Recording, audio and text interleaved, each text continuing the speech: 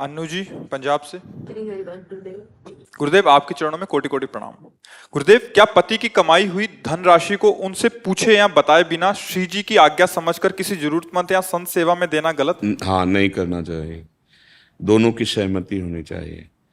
पति की कमाई हो या आपकी भी कमाई हो, जैसे मान लो आप भी नौकरी कर रहे हो, तो माताएं बहनें भी नौकरी करती हैं, तो आपने दोनों ने हाथ मिलाया है ना। पाणी ग्रहण का मतलब क्या होता है? देखो, अगर ठीक से चलोगे तो तुम्हारा ये भी जीवन मंगलमय होगा और परिणाम भी मंगलमय होगा। पति जब वर्ण कर लिया तो उसे साक्षात भगवान समझो, और पत्नी जब हमारे शरण में हो गई तो उसे अपने प्राण समझो। पति को चाहिए अपनी पत्नी को प्राणवत पोषण करे, और पत्नी को चाहिए पति को अपना भगवान समझे। तो अब हमारे लिए हमारे पति से बढ़कर कोई भगवान नहीं है।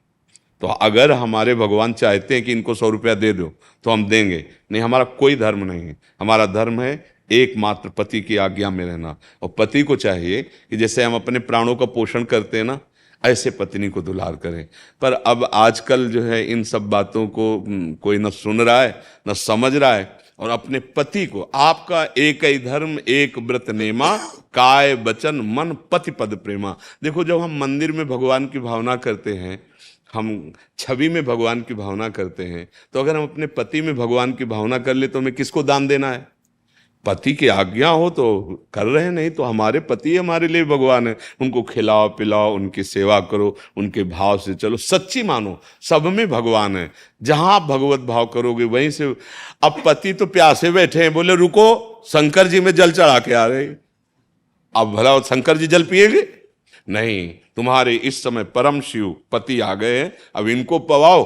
पवाने के बाद समय मिले तो वहां भी चली जाओ अगर आज्ञा हो, और ना हो तो सच्ची मानो जाने की नहीं जरूरत है। पति साक्षात भगवान है, ऐसी भावना से।